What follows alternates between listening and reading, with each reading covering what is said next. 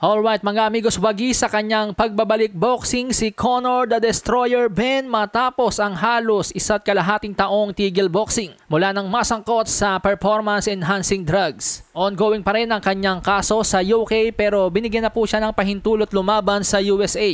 Kaya naman sa Orlando, Florida, dinomina ni Conor the Destroyer Benn ang kanyang Mexicanong katunggali na si Rodolfo Orozco sa pamamagitan ng unanimous decision sa score na 99-91, 99-91 at 96-94. Head about panoorin natin ang munting highlights ng nasabing laban.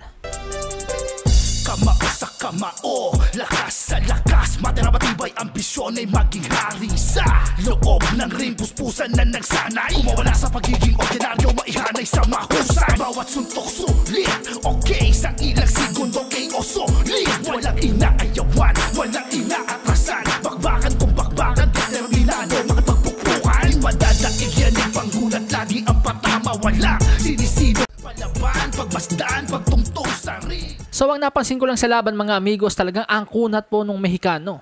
Kahit anong lakas na nang ipinatama nitong si Conor Benn, talagang nakatindig pa rin itong si Rodolfo Orozco. At remind ko lang kayo mga amigos, super welterweight division po itong naging laban na to. Alam naman natin si Conor Benn, welterweight lang ito. So this time 154 po yung naging contest.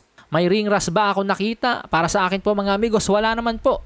Nananatili pong matalim itong si Conor Benn, nandun pa rin ang kanyang speed, power. Nagkataon lang talagang matibay itong si Rodolfo Orozco dahil sa kanyang 39 fights. Wala naman pong nakapagpahinto talaga dito. Kaya siguro talagang umabot ang decision ng laban. Malasahin ang baraha, patunayan mo sa akin ha.